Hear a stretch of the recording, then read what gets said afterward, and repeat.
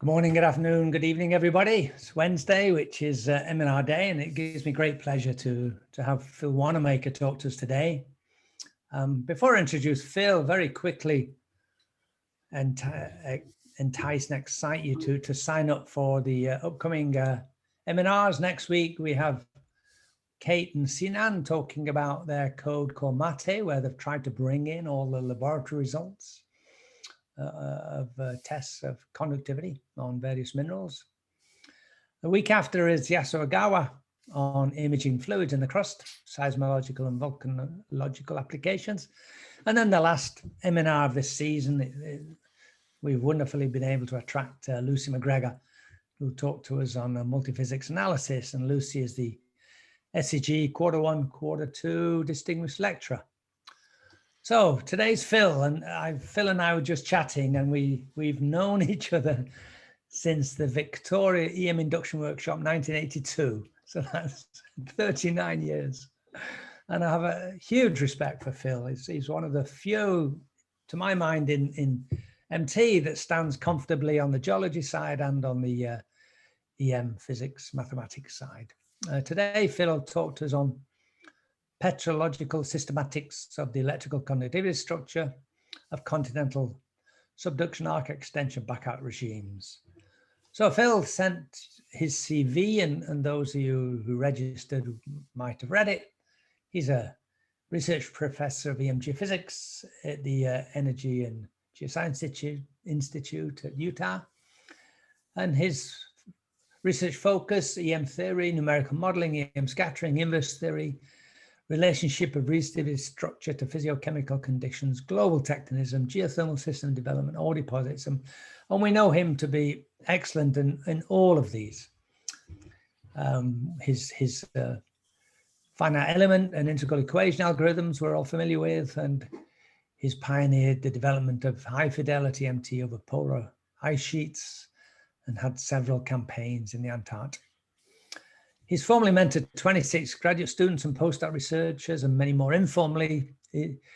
Phil's a fellow of the Geological Society of America, recipient of the New Zealand Geophysics Prize, and an outstanding reviewer for the American Geophysical Union. So I'll clear out now and let Phil share and come online and talk to us about the petrological systematics. Phil.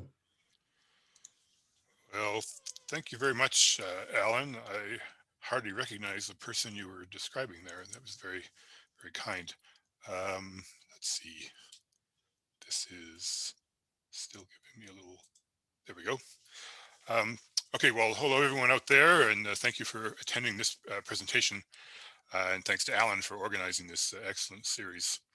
So today I plan to explore electrical resistivity expression of several stages of the Wilson cycle of continental assembly and breakup based on past and ongoing studies. Resistivity, sometimes referred to by its inverse conductivity, is an independent physical property on par with others such as seismic velocity, density, or magnetization. In a symbiotic sense, what are the pressure temperature composition controls and how the stages are expressed, and how may we use electrical resistivity as a tracer of activity? What are the scales of material transfer in the various stages? Geochemical isotopes, for example, suggest communication of volatile elements from the mantle to the upper crust. How are ancient and modern processes separated in the resistivity record? And how can fossil structures serve as tests of interpretations made from active regimes? Please advance.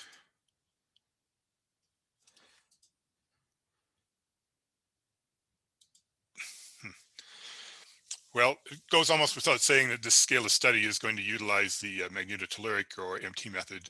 This method exploits natural electromagnetic or EM wave fields as sources for imaging resistivity. At higher frequencies, the sun's energy drives the weather, including lightning activity, which can be treated as impulsive broadcast antenna. At lower frequencies, fluctuations in the solar wind are channeled towards the Earth's magnetic poles, which also can be treated as antenna. The bandwidth of the signal is very broad, allowing exploration from depths of order 100 meters through the upper mantle at least, albeit with decreasing resolution versus depth.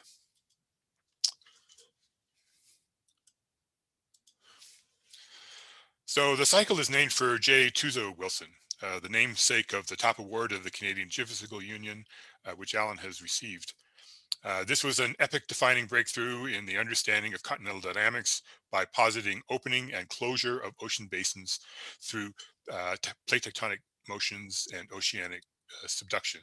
So here I show a very simple depiction from Lynn Fichter's website. Since the seminal publication, some important generalizations have developed. First, there is a recognition of the 3D nature of the process, especially the early and the late stages. Second, there is focused study on what begins the cycle, where beginning usually refers to extension of a previously assembled continent. So I'm going to key in on a couple of aspects that are highlighted with red ovals. First, what does the initiation of oceanic subduction look like? As a consequence, at least from being on the globe, initiation can be strongly transpressional. Secondly, immediately following closure, the process of slab breakoff with the stenospheric upwelling and volume replacement is receiving a lot of attention over the past, say, decade, and is a major agent of metamorphism and metasomatism. So with some apologies, time constraints have meant that I'm going to emphasize projects with which our group has been directly involved, but it does give opportunity to integrate with later work that's been done, and I'll touch on others as possible. A regime of subduction initiation studied by many of us is the New Zealand orogenic system. Dextral motion since the Oligocene time has placed the Torles Greywacke terrain against Westland across the transpressional alpine fault and the strike slip Marlborough system. Subduction is growing from both directions at the ends of the South Island, albeit of opposite senses. Transpression has created a significant root zone involving both crust and upper mantle. Subduction is well expressed in Benioff zone seismicity with relatively low activity in the central South Island. However, large damaging earthquakes have occurred historically and recently in the central section. We studied transpressional processes with two detailed empty transects in the 2000s across the central and the northern South Island in cooperation with New Zealand GNS Science and Tokyo Institute of Technology. A closer view of the two study areas shows significant evolution along strike. The less evolved central South Island is undergoing classic Barrovian metamorphism with a thick root absorbing heat laterally and is thus prone to prograde metamorphic fluid production. The hard Westland backstop induces formation of the alpine thrust fault of moderate dip, bringing amphibolite facies Torles rocks to the surface. Barrovian metamorphism involves counterclockwise pressure temperature path, bringing cool rocks to depth. Crustal fluids thus are produced internally. Curiously, however, the current phase is superimposed upon rocks that have undergone a higher degree of metamorphism previously in the Mesozoic. So this begs the question of how fluids can be produced during lesser metamorphism. Salt presents a solution by reducing the activity of water in a fluid. The fluid salinity under lower temperature conditions needs to be somewhat higher than prior high-grade conditions. A short distance to the northeast in strike slip Marlborough, crustal thickening is relatively small. However, the Pacific plate has newly arrived and could release fluids by altered oceanic crust dehydration. Thus, crustal fluids of Marlborough are mainly externally derived.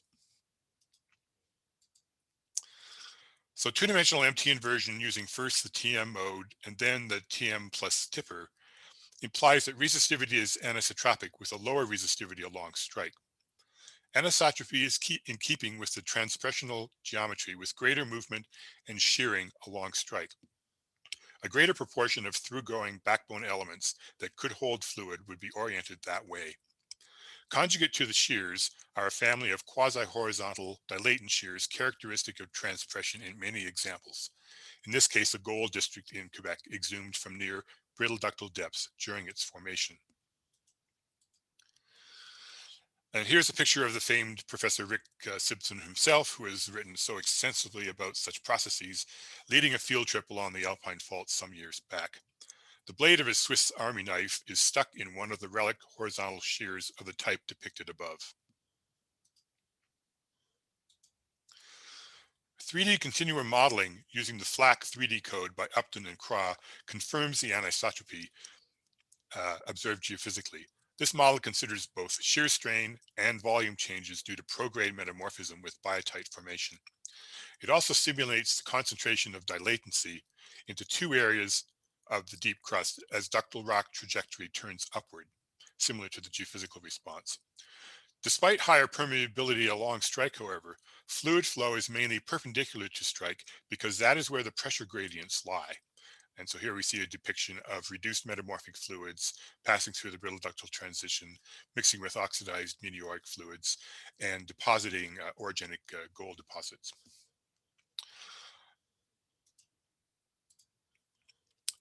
Marble deformation is quite different and partitioned into two regimes. Southeast of the Alpine Wairau fault, over here, deformation is strike slip, but with tight coupling between the downgoing and the overriding plates. The regime is growing towards the south over time, and the most rapid motions are in here. Extensive possible damage is well exemplified by the recent Kaikoura earthquake of 2017. The largest event was M7.8 in here, 2016, and large areas of the landscape were shattered. It produced a famous meme with the three-stranded cows on a remnant bluff after the surrounding landscape slid away. A children's book starring them appeared shortly after that, which developed into a short series. Coupling across the Alpine fault is weak, and the regime in Westland is almost entirely compressional. Ancestral normal faults are reactivated as thrusts. This includes two damaging M7 scale earthquakes in the 20th century on the White River and Inga-Hiwa faults. These are strange because the depths are around 60 degrees, which is very unfavorable for slip under dry conditions. However, such failure would be possible if the faults are strongly fluidized, so that the effective normal stress becomes greatly reduced. The resistivity inversion cross-section reveals several deep conductors that implicate fluid processes. Under Marlborough, concentrated conductors appear down dip of the relatively mature Awatere and Clarence faults.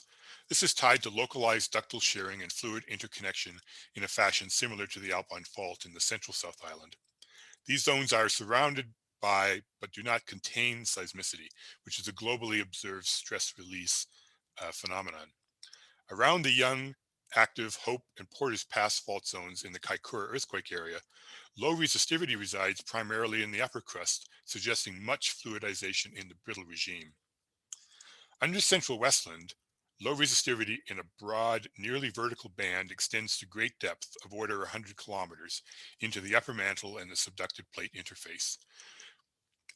The deep Westland feature is confirmed in recent 3D earthquake tomography with a deeply extending low VS structure. The crustal level Westland and Kaikoura earthquake zones also appear as concentrations of high VPVS. Heuristically, the various fluid and stress regimes are depicted here. Stress builds up near the margins of fluidized zones, which can support stress, but can be infiltrated by fluids. This is apparently possible both in the brittle and the near ductile regimes. Under Westland, fluids reaching the upper crust and promoting enigmatic high-angle thrust earthquakes of large magnitude apparently may originate at the subduction interface at depths of order 100 kilometers. Fully developed subduction can be observed surrounding the Pacific Rim, which I'm going to exemplify with the Western U.S. extended back arc cratonic backstop regime. The wealth of complementary data across the Western U.S. allows regional resistivity models to reveal subduction zone and back arc volatile processes in a source to sink fashion at diverse scales. So disregarding wedge dewatering, ocean crustal dehydration, and eclogite formation are associated with slow slip events, earthquakes, tremors, and plate decoupling. Apparent serpentinization and seismic contrast changes are ascribed to upward fluid migration, but the pathways are obscure. Continued descent of the plate and recoupling with hydrated mantle wedge leads to flux melting of overlying peridotite and descent of hydrous melts to the crust. However, large portions of the plate water budget and other volatiles continue into the deep mantle.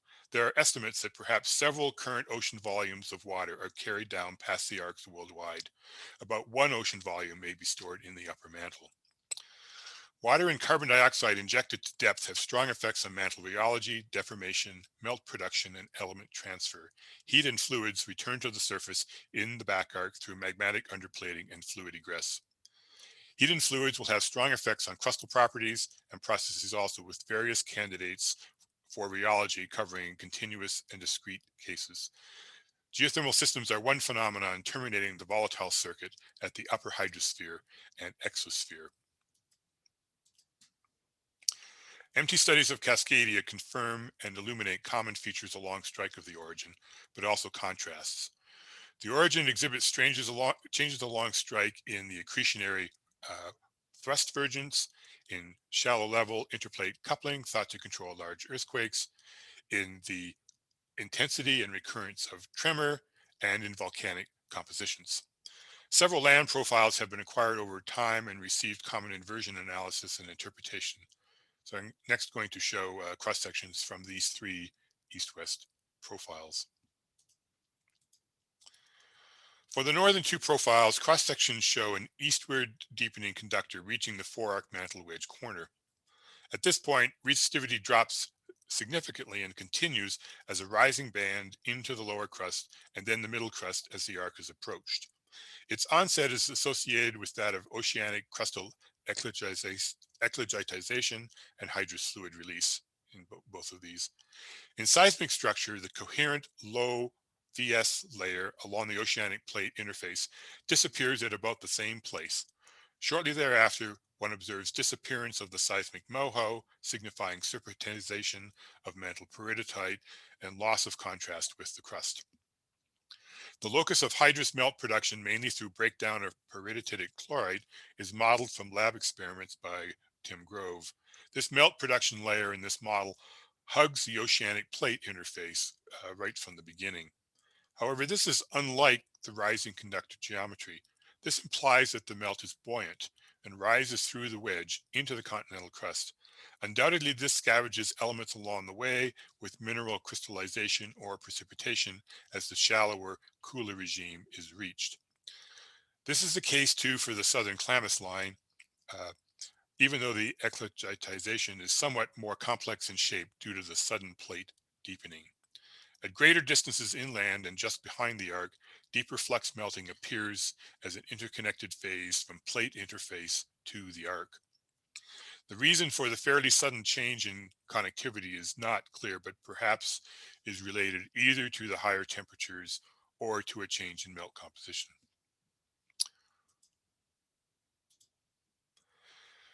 Those profiles do not pass directly over the arc volcanoes, and so they don't show volcanic structure itself particularly well.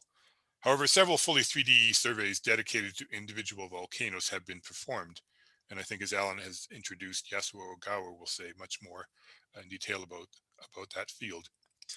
But they do highlight a phenomenon that was recognized by Terry Planck, where a fairly consistent depth of emplacement of the eruptive crustal magma chambers occurs. The depth coincides with the saturation point of an intermediate magma containing around 4 weight% water, although variation over many volcanoes could range from 2 to 6%. Causes reflecting either upper mantle or crustal process control on this water content were considered. Loss of water upon ascent, which is the crustal control, seems problematic as the wetter magmas should have formed at lower temperatures and thus would freeze out deeper. In any event, this commonality of depth is frequently confirmed both by resistivity and velocity structure, as these several examples indicate. It is interesting to contrast this with the structure of the strongly CO2 dominated Mount Erebus rift volcano, where conductive structure persists to depths of less than 1 kilometer because there is not comparable volcanic volatile flashing and magma viscous stalling. At depths beyond the arc,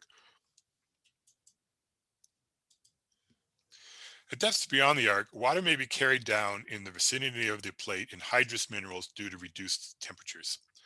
Candidates include potassium-rich phlogopite or a mica and K-richterite, an amphibole. The upper temperature boundaries of these hydrous minerals in this diagram from Daniel Frost are where they break down together with neighboring anhydrous peridotite minerals to form water undersaturated melt. These are not the breakdowns of the minerals all by themselves. If this hydrate material becomes mixed with peridotite farther from the plate, where average adiabatic temperatures pertain, no hydrous minerals should exist, only hydrous melts. So these would be candidates for lower resistivity if they are interconnected over detectable distances and can remain mechanically stable. Carbon dioxide is another important volatile introduced to the mantle through subduction. These may be incorporated as pelagic limestone or serpentinite-hosted ophicarbonates in the subduction melange channel. Much of the CO2 may be simply flushed up from the plate by serpentine or chlorite dehydration. But if well mixed, joint decomposition of carbonate and low-grade amphibole produces a hydrous carbonatite at temperatures below 1000 C, with a lower depth limit that's not yet experimentally bracketed.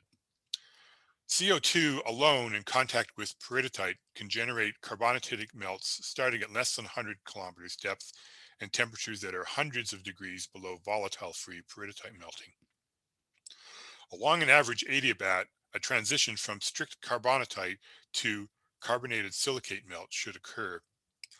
All these carbon-bearing fluids are extremely conductive and highly wettable, and so have the strong potential also to lower upper mantle resistivity through a broad temperature range. However, current models of upper mantle oxygenation state hold that FO2 decreases with depths, so that past about the middle upper mantle, carbon dioxide bearing melts should freeze to diamond and not conduct. In concept, channelized carbonatites could pass through this reduced zone to higher levels where they may form interconnected melt or solidify in the mantle lithosphere or even the lower crust. Otherwise, frozen carbonized mantle would need to upwell sufficiently high levels for redox melting to occur and contribute to lowering resistivity. But this understanding is in progress, so watch that space. Well, what does or what can the resistivity structure of a deep arc back arc system actually look like for comparison to some of these models? Over about 15 years, we have built a dense transect of ultra broadband MT soundings across southern Cascadia, the Great Basin extended back arc, the quasi-stable Colorado Plateau, the narrow Rio Grande Drift, and into the stable high plains. Currently, this is being integrated with lateral coverage of the MT transportable array for fully 3D analysis by my PhD student, Kevin Mendoza. A current 2D finite element-based data inversion, emphasizing the TM mode and selected tipper data, reveals strong features associated with and evolving away from the Cascadia subduction system, whose interface is denoted with the gray lines from earthquake and seismic tomography and receiver functions. So to introduce, low resistivities or warm colors generally can be associated with higher temperatures and or fluid melt contents, but also important intracrystalline effects are possible. Cool colors usually denote cooler temperatures with absence of fluid phases, but there can be exceptions. Certain melt correlations with the resistivity structure are apparent. A pronounced melt accumulation zone in the Gorda plate under the coastline equates well with one that is inferred seismically. Under the Western Great Basin, the most conductive upper mantle low resistivity behind this box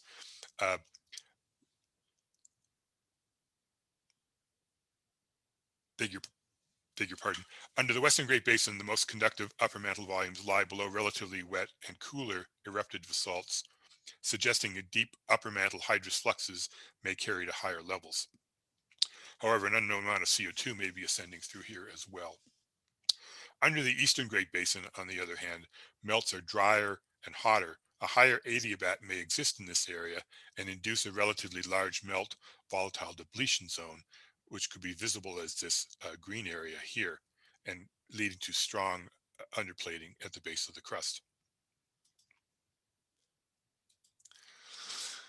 Much of the deeper upper mantle low resistivity, however, may represent solid state intracrystalline hydrous defects, which have little effect on seismic velocity.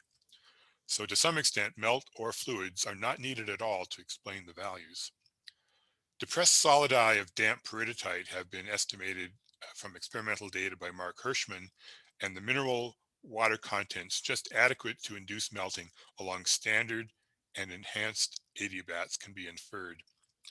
So although proper multi-mineral bulk connectivity should be derived, at this point we're just considering olivine, whose water contents along the adiabats in parts per million is estimated using Novella's partitioning coefficients here. Using the hydrogen diffusion based olivine connectivities versus temperature and water content, also by Novella, peridotite resistivities along the adiabats just short of melting are computed. This is similar to the approach taken recently by Samir Naif using oceanic temperature fields. We are aware of the need for some updating of the damp solidus curves over here. Resistivities along the two adiabats, one typical and one enhanced, are plotted to the right in orange and purple for purely dry, the dotted case, and maximally damp, just short of melting, with dashes. These can be compared to resistivity profiles drilled down through the 2D model through the upper mantle. The predicted damp curves lie to the left of at least the central and eastern Great Basin model curves, and they're essentially coincident with that of the western Great Basin. This exercise suggests that there is no need to invoke melting to explain upper mantle resistivities in this region, despite proximity to the Goiter plate, if such temperatures pertain and the lab connectivities are represented. Other lab results should be evaluated, such as the more recent work of the Beirut group, Fay and Katsura. Those tend to be somewhat more resistive for a particular hydration, so the inference of a melt contribution may come forth more, especially in this region.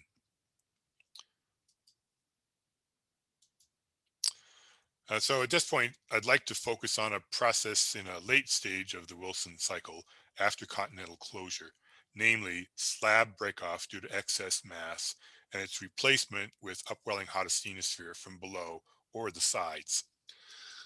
This imparts a large sudden heating of the mantle lithosphere by that has been treated to prolonged metasomatism by water and carbon dioxide components, which also carry other incompatible phases such as ore elements. The heating produces production of mafic magmas which underplate the crust, hybridize with the crustal rocks to produce alkalic silicious melt, and release immiscible CO2 fluids and hypersaline brines. This process imparts granulite facies metamorphism to the lower crust. Such metamorphism is rarely thought to be achievable by simple crustal thickening Barrovian metamorphism, such as below the New Zealand South Island, because adequate temperatures cannot be achieved. CO2 fluids are expelled to the upper crust and may cool to quartz carbonate veins or to graphite bearing veins, depending upon oxygen fugacity of the host, including upper world fluid mixing. Such a process of slab breakoff and sinking is evident for the early to middle tertiary of the western US. Shallow slab subduction of the Farallon plate is believed to have occurred coincident with acceleration of North America westward and opening of the North Atlantic, and contributed to metasomatism of the lithosphere. Upwelling of the stenosphere, perhaps mainly from the sides of the sinking plate, are considered a prime heat driver for the copious plutonic flare-up of the middle tertiary.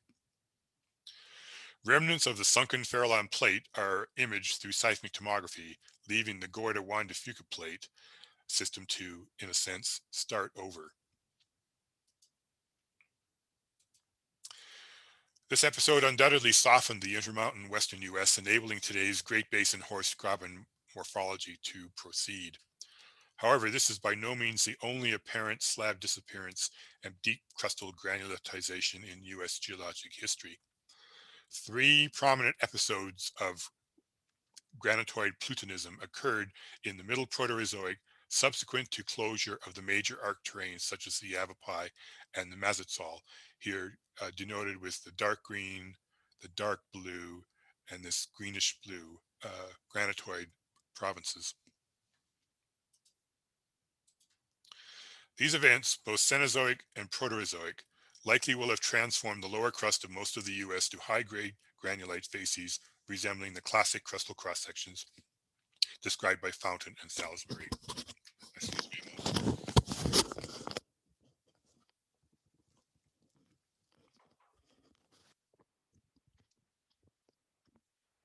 In such terrains, the lower crust should not hold aqueous fluids of low solute content, as these should react with ambient and hydrosiligates to produce hydrates such as amphibole or biotite.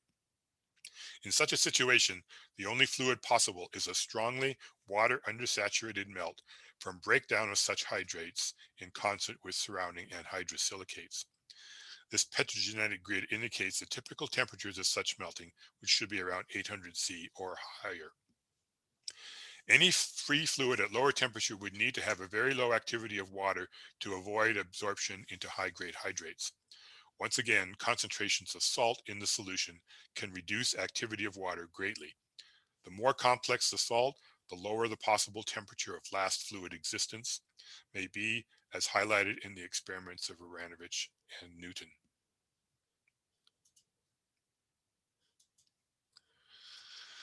Broad-scale back arc extension, perhaps aided by superimposed small-scale convection, is presumably responsible for the pervasive Moho-level low resistivity widespread beneath the Great Basin and narrowly under the Rio Grande Rift. Exemplified by a zoom-in view centered on the Dixie Valley geothermal system, this mafic underplating hybridizes with lower crustal rocks and releases solute fluids into the lower crust. Commonly, high-angle, low-resistivity fault zones connect these underplating zones with high-temperature geothermal systems near surface. These systems emit mantle-sourced helium-3 and other isotopes, corroborating our inference of a deep magmatic input. Across western Utah, the deep crustal conductivity zone appears to be of rather uniform thickness, and so laterally integrated MT response analysis in terms of 1D models was pursued. This showed that the equivalent layer could not be confined to a single thin one, so there must be a vertical distribution of conductivity as represented by the panel to the upper right. Given extensive heat flow data, coincident geotherms can be compared, allowing a column of thermal fluid conductivity mechanisms to be proposed that are consistent with the metamorphic grade and the physical state.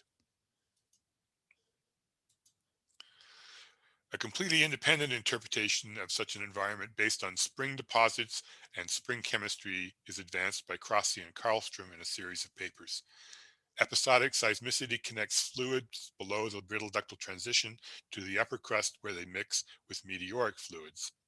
The highly discrete textures to the crustal resistivity structure suggest a prominent role for the banana split model of crustal rheology, where the crust can be divided into coherent blocks subject to motion with some independence under applied tectonic extensional forces.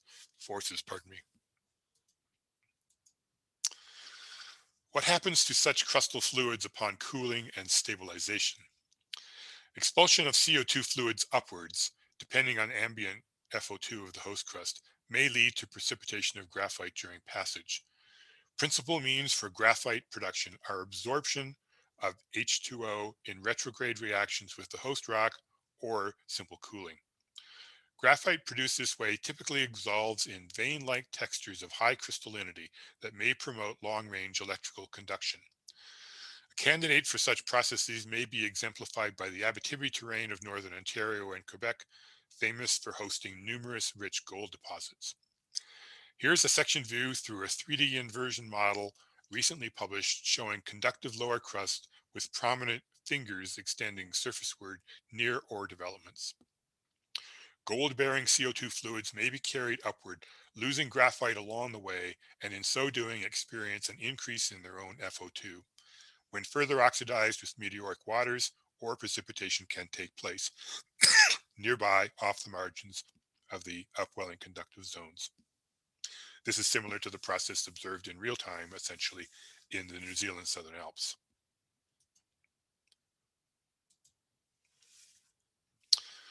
The graphitic conductors inferred in such cooled metamorphic or alkalic magmatic settings are primarily magmatic in character, with little organic matter import.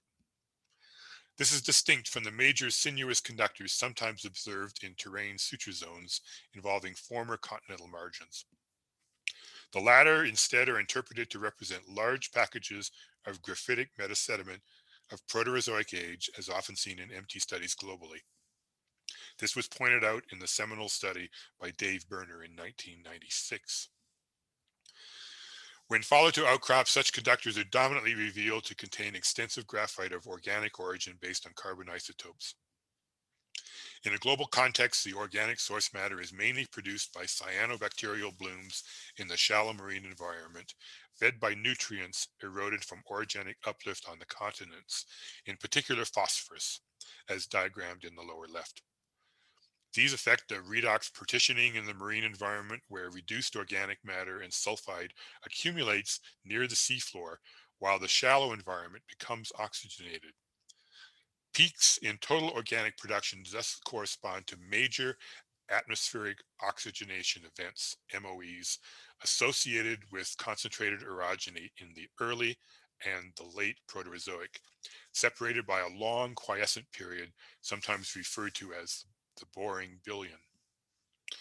Shallow marine organic matter is concentrated in suture zones during terrane convergence, exemplified in the center and right views for the early Proterozoic Pinocchian orogeny of Minnesota and Wisconsin. Organic matter can accumulate and be trapped in the four deeps of terrane convergence, and also can be trapped in rift basins at the continental margins themselves.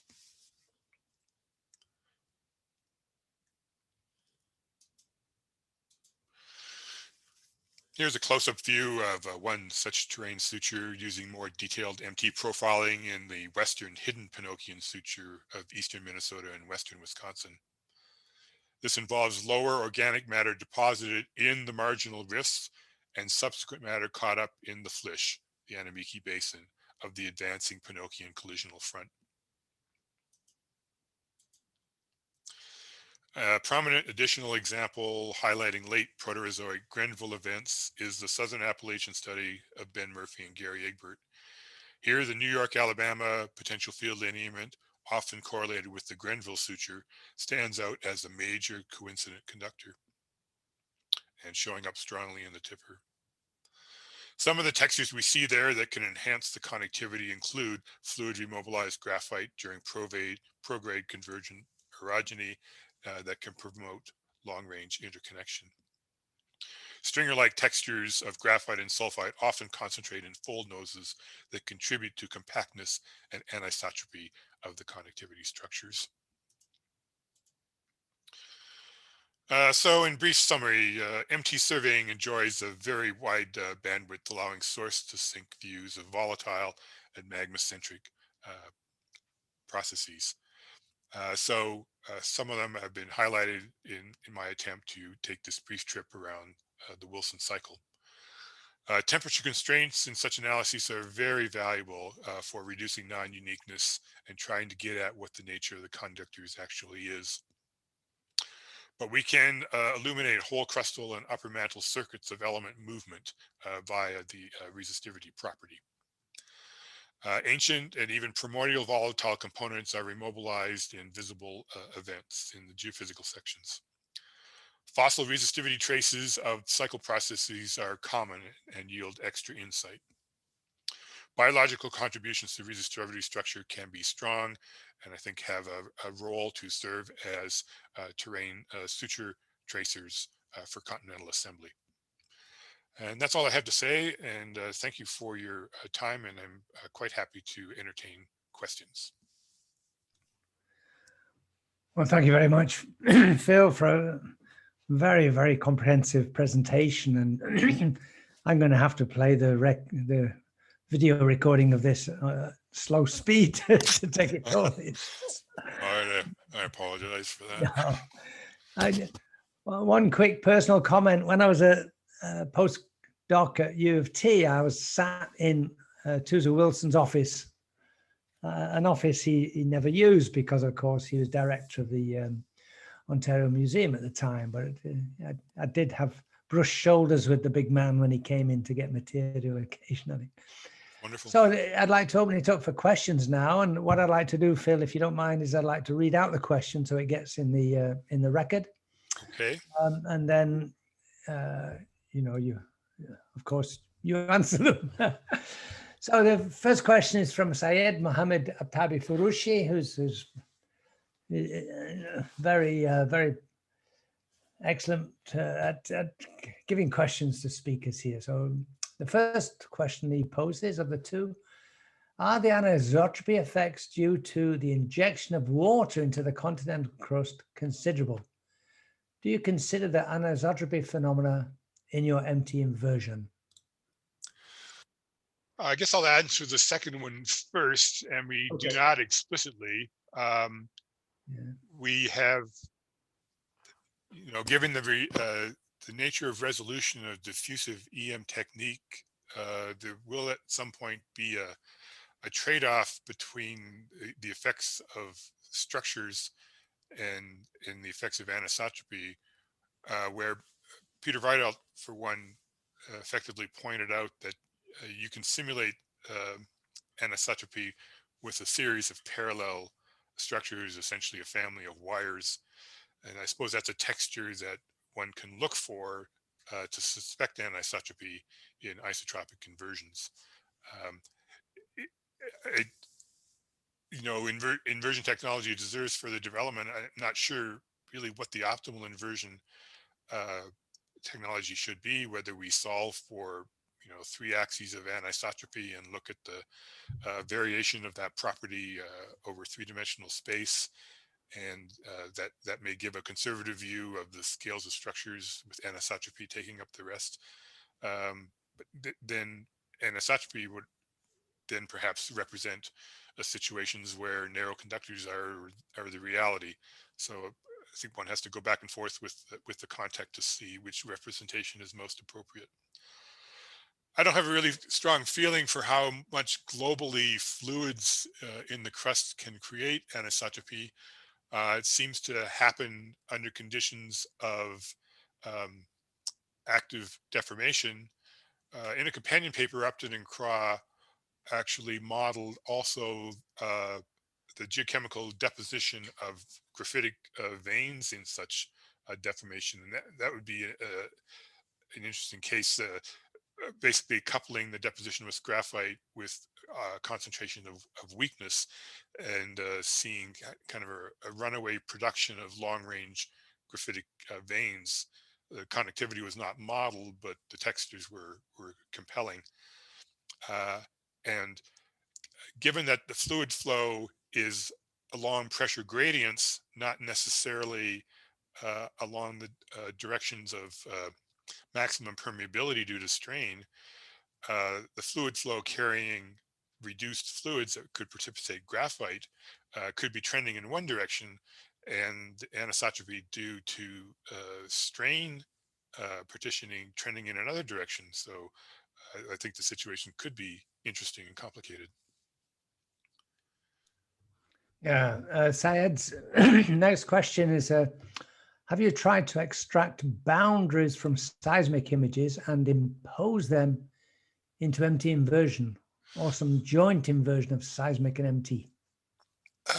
Occasionally we use seismically derived or other similar geometric constraints to bound certain media. I suppose the most obvious ones would be bathymetry, or maybe packages of marine prismatic sediments at the margins. Yes, we have certainly done that, and to see if we can contain anomalous structure within those areas. I'm sorry, would you repeat the second part of the question?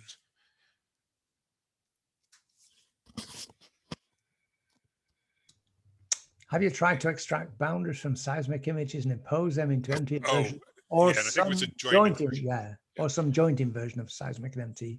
I personally haven't tried joint inversions of multi-geophysical methods. I think the tracking or the correspondence of physical properties is pretty finite, except in very well constrained situations. Um, for example, the seismic response of small amounts of interconnected graphite may be negligible, but very strong in the inversion. Um, for example, cross gradient inversions, I think structurally might have some interesting transitions when you go for a region where the coupling may be to a certain degree into a region with where the coupling is very different or even of the opposite sign, and what kind of regional boundary effects you would see in the inversion when that happens. So I haven't personally done that. I hope others will pursue it and find more value. Okay, Syed has jumped in and asked another one, which is great because nobody else is asking questions. All right. I think a petrophysical inversion of seismic data and extraction of a 3D petrophysical model of the Earth is necessary to verify the interpretation from MT data inversion. Well, I mean, our goal in carrying out all of these surveys and interpretations is to ultimately understand petrophysical and state variables in the Earth beyond the conductivity model alone. So we do try to make that relationship an inversion directly for the physical state. I think is possible. There would be probably significant nonlinear relationships between the MT response and the physical state that might be even more extreme than the ones we face going directly to the physical property. But yes, I know that's being looked at quite a bit, and it should be explored. But it is the ultimate goal, no matter what the approach is. Thank you, Syed, for those questions. Does anybody else have questions for Phil? Oh, Abbas Fani says, thank you very much. How you overcome the time variation of data, especially for long profile around 2,000 kilometers in your studies? Do you mean that by the time we get to one end of the profile, the structure at the other end of the profile has changed from when we started the survey? Yeah, I'm guessing. Yeah, I guess that means we should hurry up more. That data collection has taken place over about 15 years altogether. We just can't seem to quit. We do want to actually get a little farther to the east before we're done into Kansas, and I think we would have our arms more or less completely around the transition in apparent hydration or whatever the property effect is on the conductivity eastward of the subducted Gorda plate. But yes, we have to assume over a span of about 15 years that the conductivity structure does not change significantly at those large scales. I mean, people do monitor conductivity changes, say in geothermal systems with production at that kind of scale. Those are focused and deliberate, and that does happen. We aren't accounting for that. Yeah, also I guess in volcanoes as well, right? Right, very possible. We're not keying in on individual volcanoes here. We pass somewhat to the north of Lassen Peak volcano, which is the only active one that we really do pass. I guess we are presuming that the structures at lower crustal scales, the several tens of kilometers wide magmatic underplating effects are not changing significantly. And even if we did, we'll just say, this is what the structure looked like in 2010 or something. Yeah, I guess the issue is if you're doing volcano studies and you do make some measurements some year and then some the following year and some the year after that, You know, how, Yeah, there it's very true. I mean, there's been some time-lapse seismic tomography studies of the Kamchatka volcanoes. I don't know if I can get to that very easily or not. It was, but where did we have it here? In the Klyuchevskoy district in Kamchatka. This is just one panel of seismic tomography that was done over the course of 6 or 7 years when some major eruptions actually went on, and structures such as this reopening magma source in here, you know, and on occasions those had completely disappeared and then were re-emerging again. So yeah, there's a lot of insight that could be gathered at this kind of scale from time-lapse studies, no doubt. Alan Nevas Barbosa asks how you differentiate the conductivity anomaly in depth between inversion artifacts.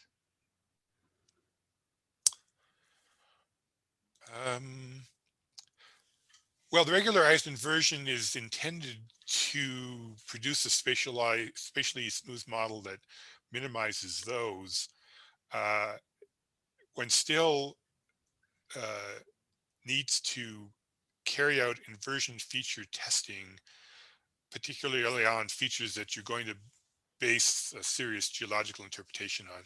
Because of the high contrast and the nonlinearity, I think lots of efforts to, you know, get statistics on the regularized inversion have been challenging, and mostly I will key in on something that I want to write about in terms of the process and make sure that particular object is required by the data.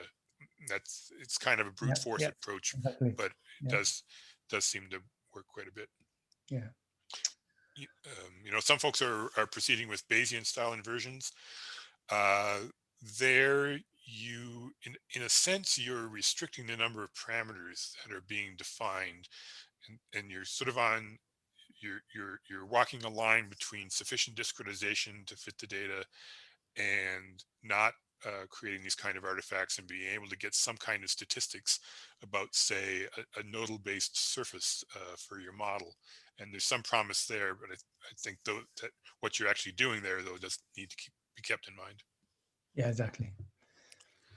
Well, Phil, I think you've answered everybody's questions, and I'm sure that there'll be a lot of people reviewing the recording.